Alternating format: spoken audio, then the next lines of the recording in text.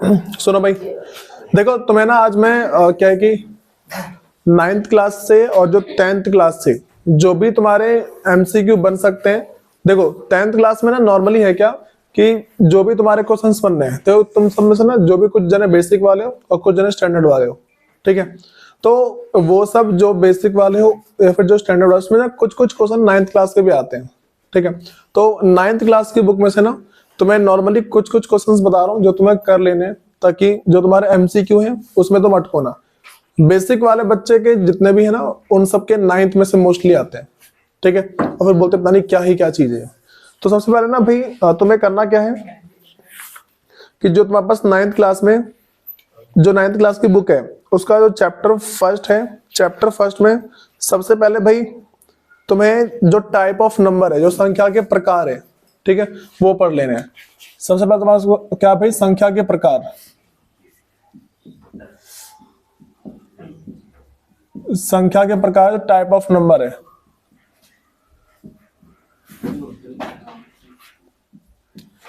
भाई type of number में जो सबसे जो इंपॉर्टेंट चीज है वो क्या है कि तुमसे ना कोई सा एक नंबर लिख के देगा, वो पूछेगा कि बताओ किस प्रकार की संख्या है। बस तुम्हारी कोई सा भी एक नंबर लिख देगा, वो बोलेगा बताओ किस प्रकार की संख्या है। उसके बाद दूसरा तुम्हारे पास तुम्हें पता होना चाहिए कि रैशनल नंबर क्या होता है, रैशनल एंड इरेशनल। इसको बोलते हैं भाई परिमेय, ठीक है। और उसके बाद अगला क्या है, अपरिमेय है। ये बात समझ आ रही है? बात समझ आ रही है? मेरे पास क्या भाई पहला परिमेय है, अगला मेरे पास क्या है, अपरिमेय। ये बात समझ आ गई? तो ये तुम्हें टॉपिक कवर होने चाहिए। उसके बाद अगर हम अगला देखें तीसरे नंबर पे, भाई इसके लिए ना इस बार इस टाइप के क्वेश्चन के लिए तुम्हें कौन कौन से क्वेश्चन कर लेने हैं वो बता रहा हूं मैं तुम्हें।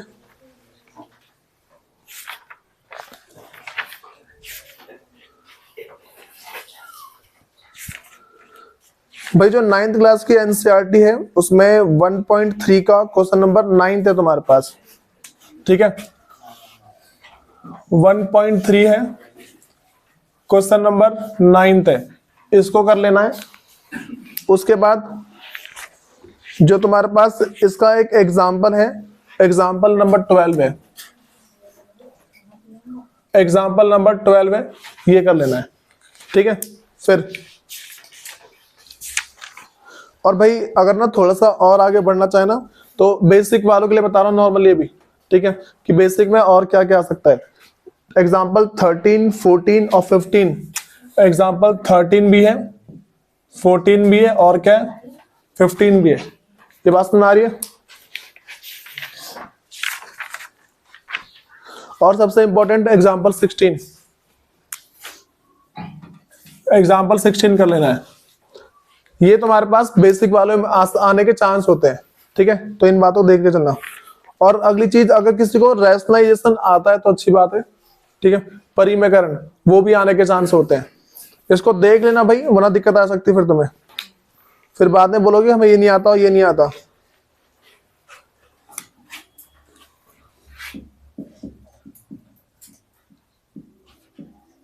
परिमेयकरण है, रैशनलाइज बोलते हैं इसको, ठीक है। भाई ये चीज भी तुम्हें सीख लेनी है। कुछ कुछ ऐसा ही टॉपिक हमारे पास है जिसको तुम्हें सीख के थोड़ा बहुत चलना है, वरना भाई फिर तुम दिक्कत जाओगे थोड़ी सी। और जो अगला है 1.5 क्वेश्चन नंबर सेकंड, 1.5 है, क्वेश्चन नंबर सेकंड है, इसको करना है।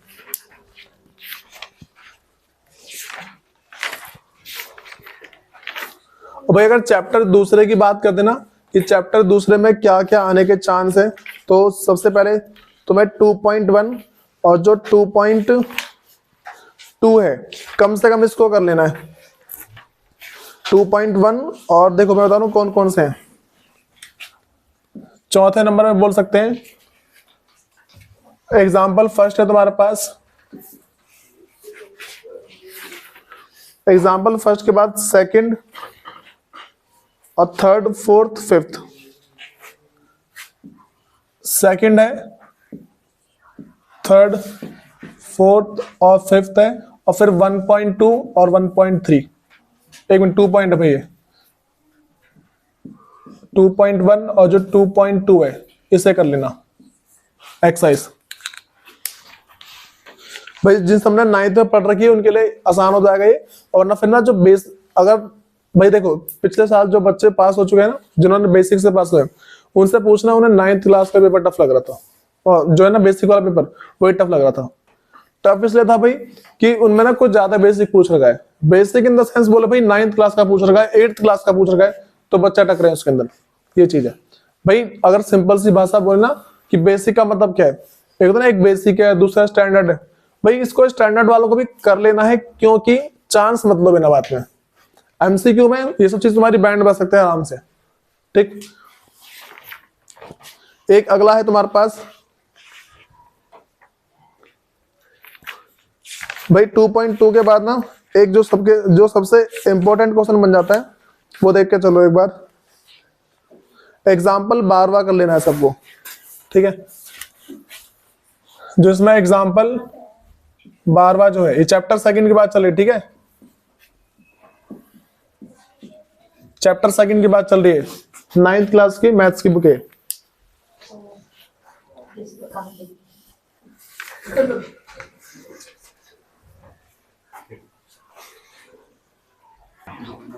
देखो भाई, तो पहले यहां तक की बातें क्लियर है। उसके बाद ना हमारे पास क्या है भाई, तुम सबको ना जो 9th क्लास में जो फॉर्मूले हैं, जो का 8 आइडेंटिटीज है, ठीक है, उनको भी याद कर लेना, वो काफी काम आ जाते हैं कई बार तो, ठीक। तो जो तुम्हारे पास चैप्टर सेकंड के जो फॉर्मूले है ना, इसको याद कर लेना, ठीक है। फिर अगर थोड़ा सा आगे बढ़े हम,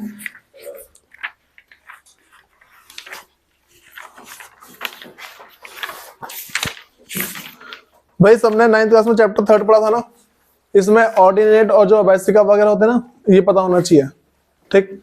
एक्स अक्ष से दूरी और वाई अक्ष से दूरी क्या क्या होती है, इसको क्या क्या बोलते हैं देख लेना।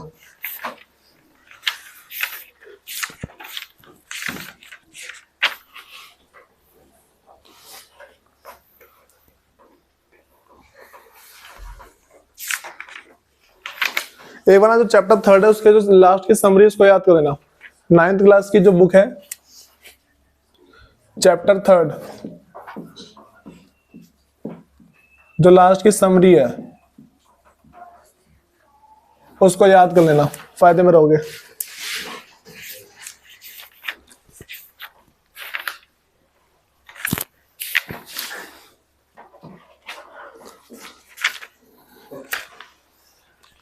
भाई नेक्स्ट जो हमारे पास है वो है 4.2, क्वेश्चन नंबर 4 है, ठीक है। चैप्टर तुम्हारे पास 4th 4.2 क्वेश्चन नंबर 4 है।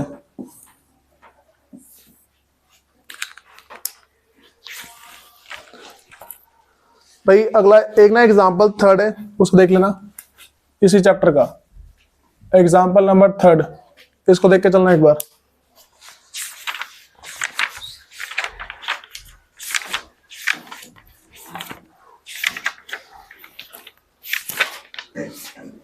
और भाई जो अगला तुम्हारे पास है चैप्टर 6, चैप्टर 6 की जितनी भी बेसिक बातें हैं, ठीक है, चैप्टर 6 की जो भी बेसिक बातें हैं वो सारी की सारी। अब भाई जिसको भी ना नॉर्मली बोले चैप्टर 6 की बेसिक चीज सीखनी है, तो ये जो वीडियो बनेगी ना इसी के नीचे तुम्हें लिंक दी जाएगी इसकी, ठीक है। चैप्टर जो तुम्हारे पास 6 है, चैप्टर 6 का बेसिक,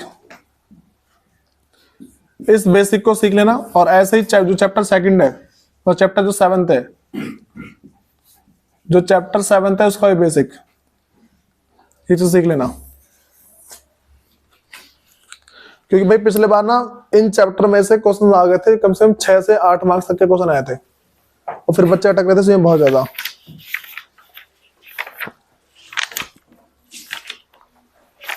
भाई देखो वैसे चैप्टर 8th में ज्यादा आता नहीं है, फिर भी अगर आ जाता है, देखो वैसे ना तुम्हें चैप्टर 6, 7, 8, 9 और 10 तक, ठीक है, जो 10 चैप्टर है ना चैप्टर 10 तक के जितने भी बेसिक है उनको सीख लेना है। ऐसे मान लो 7th हो गया, 8th हो गया और 9th हो गया, 10 हो गया, इन सबके जो बेसिक है सबको सीख लेना है। बेसिक कम से कम पता होना चाहिए तुम्हें, क्योंकि तुम सब बेसिक मैथ्स पढ़ रहे हो तो भाई वो ना तुम्हारे जो 9th क्लास का बेस है वो भी चेक करते हैं। सबसे बड़ी बात होती है 9th में तुमने पढ़ा क्या क्या, ये चीज बहुत ज्यादा चेक की जाती है। अगर तुम्हें ये भी नहीं पता होगा कि भाई 9th क्लास का बेस क्या है तो फिर अच्छा खासा फेल हो जाओगे। और एक बार चैप्टर जो 12 है इसके जो भी फॉर्मूले बनते हैं उसे, ठीक, चैप्टर 12 में जो होता है ना एरिया ऑफ ट्राइंगल निकालना, इसको सीख लेना। चैप्टर 12 के अंदर जो एरिया ऑफ ट्राइंगल है,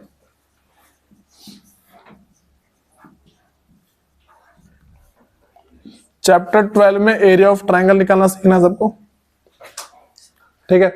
और थोड़ा सा देख लेना भाई हीरोन्स फॉर्मूला अगर सीख पाओ तो, हीरोन्स फॉर्मूला थोड़ा इंपॉर्टेंट है इसके अंदर। वैसे हीरोन्स फॉर्मूला देंगे नहीं वो, लेकिन फिर भी आ जाए तो चांस नहीं लेना है। और चैप्टर 13 सबने सीखा था, ठीक, चैप्टर 13 के फॉर्मूले याद होने चाहिए और बाकी तुम अच्छा खासा कर लोगे, ठीक है। जो तुम्हारा चैप्टर 13 है ना, चैप्टर 13 के जो फॉर्मूले हैं, फॉर्मूले और हर फॉर्मूले का एक question, each question, each formula डाल लो। जो हर एक फॉर्मूले का भाई तुम्हें क्या एक एक क्वेश्चन करना जरूर है। टोटल जितने फॉर्मूले ना उन सबका तुम्हें एक एक क्वेश्चन कर लेना है।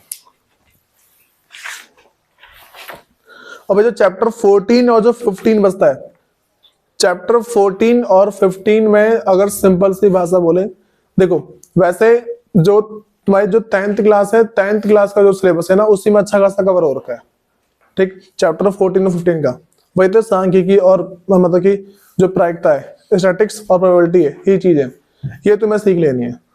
बात समझ आ गई भाई। ये तुम्हें 9th क्लास की बुक में से कर लेना है। ये ना 10th क्लास के लिए बहुत ज्यादा बेनिफिशियल है, बेसिक वालों के लिए, और स्टैंडर्ड वालों के लिए एमसीक्यू में बहुत ज्यादा आने के चांस होते हैं। अगर तुम्हें ये सारी बातें पता होती है तो 10th क्लास का जो तुम्हारा स्टैंडर्ड है, स्टैंडर्ड के जो एमसीक्यू के कम से कम 10 क्वेश्चन, ठीक, और बेसिक वालों के लिए तो भाई एकदम ये मान लो रामबाण है, अच्छा खासा कर सकते हो उसमें से। तो नॉर्मल सी बात बोलो भाई, इन चीजों को कर लेना फायदेमंद है। अगर इग्नोर मारते हो बेसिक वाले तो अच्छा खासा फंसोगे। ये बेसिक वालों के लिए बहुत इंपॉर्टेंट है, ठीक। उसके बाद ना भाई जो अगली चीज है, अब 10th क्लास के जो भी तुम्हारे पास इंपॉर्टेंट क्वेश्चंस हैं वो सारे बता दे रहा हूँ, उसको भी कर लेना है। 10th क्लास भाई वो तो इसको इग्नोर करोगे नहीं, एनसीईआरटी से बता रहा हूँ तो एनसीईआरटी से कर लेना। सब अपनी अपनी बुक निकाल लो, उसे देख लो, अपनी बुक में टिक लगा लो, और जिसके पास बुक नहीं है वो लिख लो साथ में, मैं सिर्फ बोल रहा हूँ उसे। सबसे पहले भाई जो चैप्टर फर्स्ट है, चैप्टर फर्स्ट के अंदर सबसे पहला तुम्हें प्राइम फैक्टराइजेशन आना चाहिए, जिसको भाई प्राइम फैक्टराइजेशन जो तुम्हारे पास ना भाज्य गुणनखंड है, ठीक, बात में आ रही है। सबसे पहला समझना, जो तुम्हारे पास पेज नंबर 8 दिख रहा है सबको, चलो मैं बता रहा हूं कौन सा है। 1.2 क्वेश्चन फर्स्ट, 1.2 क्वेश्चन फर्स्ट आना चाहिए। एग्जाम्पल 6th 7th और 8th, example 6th 7th 8th। फिर अगला है 1.2 का question number 4th, question number 5th। भाई इन क्वेश्चन को पक्का कर लेना, बस डिजिट चेंज होगी, बाकी सारा खुद कर लोगे। अगला भाई क्वेश्चन या तो √2 को प्रूव करना, √3 देखो, या तो √2 प्रूव करना आ सकता है, √3, √5 या फिर मान लो √7, इन सब में से कोई सा भी एक आ सकता है इररेशनल प्रूव करने के लिए। तो इसके लिए तुम एग्जाम्पल 9 टिक लगा लो, एग्जाम्पल 9 टिक लगा लो। और 1.3 का क्वेश्चन थर्ड और जो सेकंड है 1.3 क्वेश्चन नंबर सेकंड और क्वेश्चन नंबर थर्ड।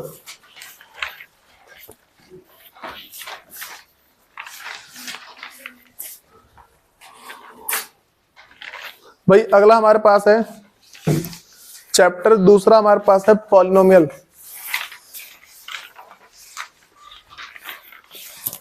इसमें सबसे पहले ना भाई तुम्हें एग्जाम्पल फर्स्ट पता होना चाहिए, ये तुम्हारा एमसीक्यू में आते हैं। एग्जाम्पल जो फर्स्ट है ना, ये तुम्हारा एमसीक्यू में आते हैं, देख लें इसको। फिर अगला है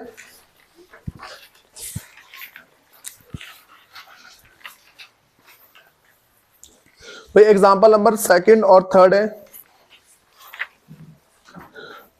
एग्जाम्पल सेकंड थर्ड, इसके पास तुम्हारे नंबर चेंज होंगे, ठीक है, और क्वेश्चन आ सकते हैं इसके कैसे भी करके। और जो तुम्हारा अगला आएगा एमसीक्यू, एमसीक्यू में एग्जाम्पल नंबर 4 देख लो। एग्जाम्पल नंबर 4 है, इसके जैसे क्वेश्चन आने के चांस है, ठीक है। चैप्टर थर्ड, इसके जो भी इंपॉर्टेंट क्वेश्चन है उसे देख लो एक बार। चैप्टर थर्ड में देखो एक बार सब। चैप्टर थर्ड जो तुम्हारे पास है, सबसे पहला एग्जाम्पल नंबर सेकंड, एक ग्राफ आता है भाई, ग्राफ सबको बनाना आना चाहिए। चैप्टर तो थर्ड है, उसमें सबको ग्राफ बनाना आना चाहिए, ठीक है। लिख लो ग्राफ क्वेश्चन, लिख लो ग्राफ क्वेश्चन, कहीं भी साइड में ग्राफ वाले क्वेश्चन मतलब करने आना चाहिए। 3.1 क्वेश्चन नंबर फर्स्ट, 3.1 का क्वेश्चन नंबर फर्स्ट है। अगला है क्वेश्चन नंबर थर्ड। इनके नाम नंबर चेंज हो सकते हैं, चीजें चेंज हो सकती है, लेकिन क्वेश्चन ऐसे आएंगे। और अगर एमसीक्यू की बात करते भाई, सुनो पहले ना, बिना एमसीक्यू पहले देख लो 3.2 का क्वेश्चन नंबर फर्स्ट का part first, 3.2 question first part first. अगला भाई एमसीक्यू के पर्पज से अगर हम देखें, अगर हमें एमसीक्यू के उससे देखना है तो एमसीक्यू में क्या है वो देखो भाई। सबसे पहला जो मेरे पास है क्वेश्चन सेकंड, और जो थर्ड है 3.2 का, 3.2 क्वेश्चन सेकंड क्वेश्चन थर्ड, ये आना चाहिए। और अगला देख लो क्वेश्चन नंबर 5वां, उसी का, ये एमसीक्यू नहीं है, नॉर्मल ही है। 3.2 क्वेश्चन नंबर फिफ्थ, और भाई क्वेश्चन नंबर 6 एमसीक्यू पर्पज से, क्वेश्चन नंबर 6 तुम्हारा एमसीक्यू के पर्पज से है। अगला भाई तुम सबको ये आना चाहिए सब्स्टिट्यूशन मेथड। वैसे अगर सिंपल सी भाषा में बोल रहा है ना, 3.3 के जो क्वेश्चंस पहला है इनको कर लेना। और भाई सबसे इंपॉर्टेंट क्वेश्चन 3.3 जो क्वेश्चन सेकंड है, 3.3 क्वेश्चन नंबर सेकंड, ये आना चाहिए सबको, ये इंपॉर्टेंट है। इसमें जो तुम्हारे पास इक्वेशन दे रखी है ना, देखो 2 इक्वेशन है नॉर्मली, उसके बाद ना उसमें m की वैल्यू निकालने के लिए उसने देखा है y = mx + 3, ऐसा गिवन है उसमें, ठीक। तो ये तुम्हारा चेंज होगा, ये तुम्हारा चेंज हो गया, ध्यान रख के चलना। अगला 3.3 क्वेश्चन नंबर थर्ड का part first second fourth fifth. और भाई एग्जाम्पल 11 पे इंपॉर्टेंट लगा लो, एग्जाम्पल 11 है उस पे लगा लो इंपॉर्टेंट।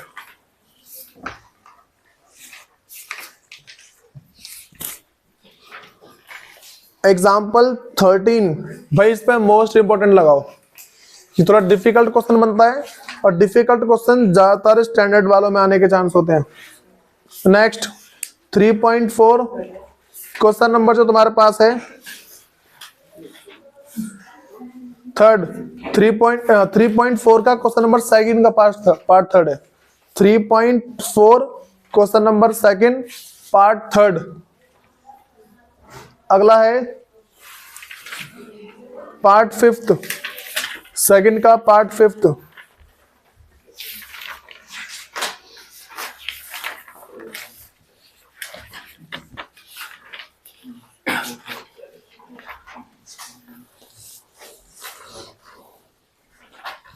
भाई अगला है 3.5 क्वेश्चन नंबर सेकंड,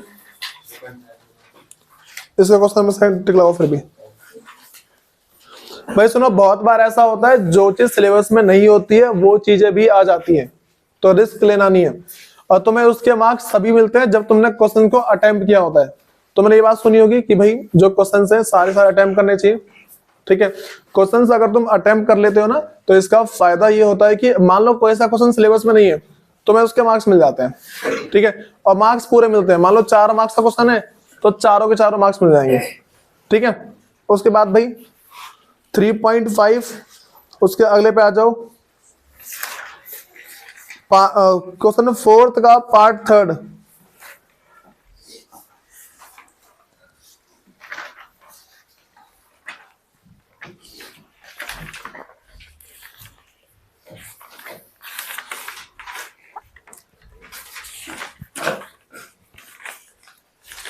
भाई अब ना देखो, एक इंपॉर्टेंट क्वेश्चन जो बता सकता हूं मैं, और जो मतलब कि हर बार आने के चांस बन सकते हैं, ठीक है। डिफिकल्ट पोर्शन में देखे एग्जाम्पल 19 के जैसे जितने क्वेश्चन बन सकते हैं उन्हें कर लेना, बहुत ही ज्यादा फायदे में रहोगे, ठीक है। चैप्टर 4 पे आ जाओ भाई। चैप्टर 4 में जो तुम्हारा एग्जाम्पल 2 है, पहले फर्स्ट पे आओ। पहले फर्स्ट के दोनों पार्ट, एग्जाम्पल जो फर्स्ट है चैप्टर 4 एग्जाम्पल फर्स्ट, इसके दोनों पार्ट और सेकंड के जैसे क्वेश्चन तुम्हारे एमसीक्यू में आने के चांस होते हैं, ठीक है। जो क्वेश्चन सेकंड है और जो एग्जाम्पल सेकंड है ना, उसके चांस तुम्हारे एमसीक्यू में आने होते हैं। उसमें जो बताना मैंने 9th क्लास का जो चैप्टर सेकंड के जो फॉर्मूले हैं, इसके बेस पे तुम्हारे आते हैं और बाकी तुम्हारी बेसिक नॉलेज, ठीक। अगला जो हमारे पास है 4.1 के सेकंड का, भाई इसके सारे पार्ट कर लेना, इसमें से कुछ भी एक आ जाएगा, चारों में से कोई सा एक पार्ट पक्का आता है। अगला भाई तुम सबको रूट निकालना आना चाहिए, ठीक है। एक हेडिंग डाल लो, हाउ टू फाइंड रूट, ठीक है, जिसको मूल निकालना बोलते हैं हिंदी में शायद, ठीक है।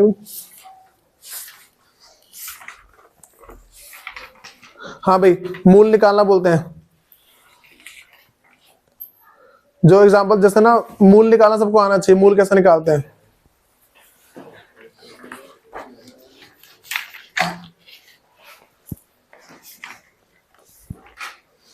और भाई उसके अगर आगे बढ़ो, उस पे आ जाओ 4.2।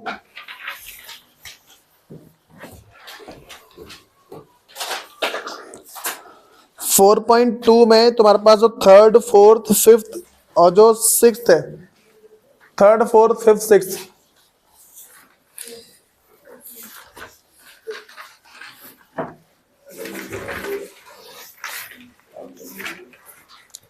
भाई एग्जाम्पल नंबर 11th और 12th, chapter 4th example 11th और 12th। एग्जाम्पल 15 और भाई ये वाला इससे जो पिछला है एग्जाम्पल तुम्हारे पास 14। एग्जाम्पल 14 इंपॉर्टेंट लगाओ भाई, इसका एक क्वेश्चन 4 मार्क्स का पक्का आता है। एग्जाम्पल जो तुम्हारे पास 14 है ना, इस टाइप के क्वेश्चन एक तुम्हारे पास पक्का आएंगे, वो भी 4 मार्क्स में। बस में आ गई एग्जाम्पल 14, ठीक।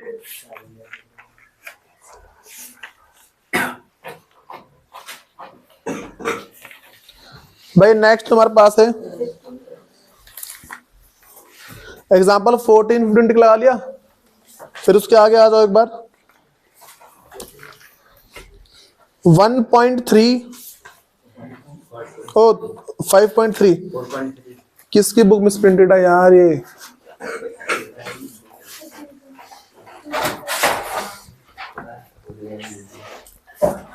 हाँ भाई 4.3, इसमें तुम्हारे पास क्वेश्चन नंबर 4th है, 5th 6th, भाई इसके यहां से सारे लगा लो 7th 8th 9th 10th 11th, इसमें से कोई सा भी एक आ जाएगा। भाई सुनो, इसमें से नॉर्मली 4 मार्क्स आएगा अगर आएगा तो, ठीक है, क्योंकि एक क्वेश्चन ऐसा जरूर आता है जिसमें तुम्हें द्विघात समीकरण क्वाड्रेटिक इक्वेशन बनानी होती है।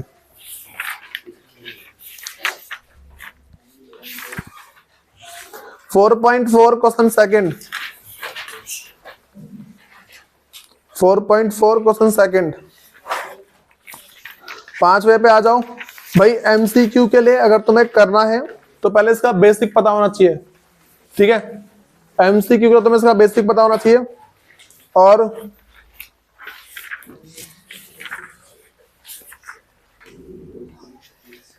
भाई एग्जाम्पल सेकंड कर लेना इसका,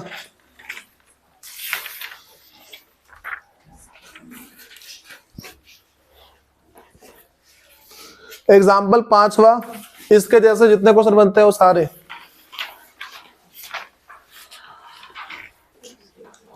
एग्जाम्पल 6, 7वां, 8वां इंपॉर्टेंट है ज्यादा ही, 8वां ज्यादा इंपॉर्टेंट है। और 8वां जिस तरीके से मैंने करवाया उस तरीके से करना आसान तरीका है वो, वरना कंफ्यूज हो जाओगे और कुछ नहीं होगा। और भाई एक बार थर्ड क्वेश्चन कर लेना, ये थर्ड क्वेश्चन जो तुम्हारे पास है, वैसे अगर ज्यादा आने के चांस बनते नहीं है, ये तुम्हारे इस चीज के लिए है कि तुम ना इसके जैसे और क्वेश्चन कर पाओ।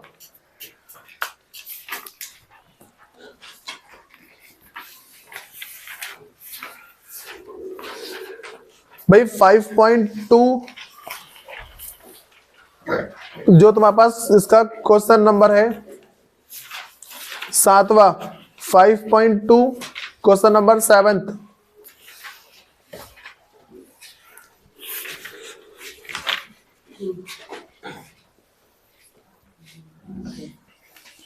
भाई क्वेश्चन नंबर 9वां, ये थोड़ा डिफिकल्ट बन के अगर आएगा तो स्टैंडर्ड वाले में आने के चांस है। 11वां, और भाई एमसीक्यू के लिए क्वेश्चन 10वां, एमसीक्यू के लिए क्वेश्चन नंबर 10वां है।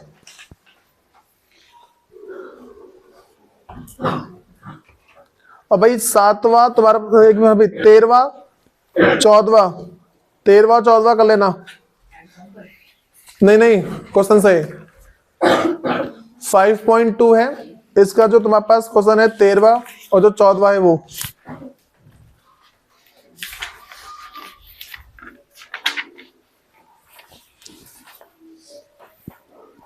अगला है 18वां। 18वां भाई तुम्हारे पास है ना, ये उन बच्चों में आएगा, देखो 18वां 19वां 20वां तुम्हारे स्टैंडर्ड वालों में आएगा। 18वां 19वां और 20वां ऐसे क्वेश्चन स्टैंडर्ड वालों में आने के चांस होते हैं, बेसिक वालों में नहीं आते क्वेश्चन। ठीक है,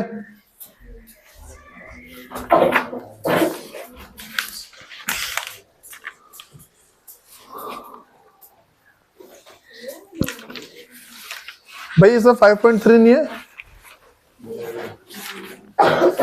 सुनो भाई, चैप्टर 6 में जितनी थ्योरम है वो सारी रट्टे मार लो अच्छे से। चैप्टर 6 की जो थ्योरम है, ठीक है, वो सारी फिर जाकर उसको जो भी ना समझाऊंगा इसको लाइन से।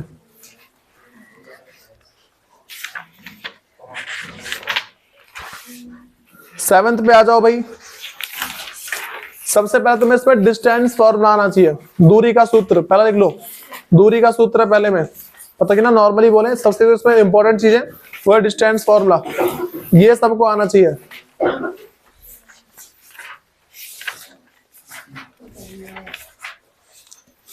भाई एग्जाम्पल नंबर 4 टिक लगा लो। एग्जाम्पल 4 और जो 5th है, एग्जाम्पल 4 और 5th और इसके जैसे जितने भी क्वेश्चन है वो सारे के सारे एग्जाम्पल 4 और 5th।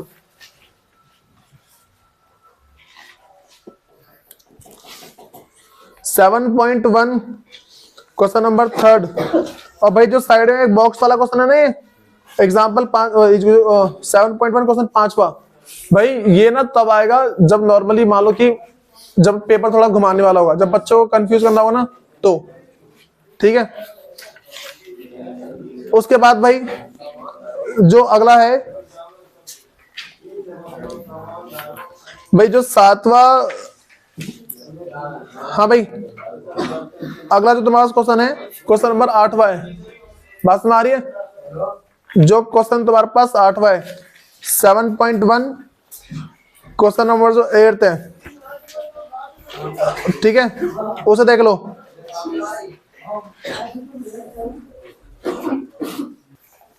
देखो भाई इसमें बस ध्यान रख के चलना है, जैसे मैंने जितना लिखवाएगा तुम्हें 7.1 करके, जो तुम्हारा EG लिखा हुआ है इसका मतलब तुम्हारे पास एग्जाम्पल है। ठीक है, बस में आ रही है क्या भाई? मेरे पास एग्जाम्पल है।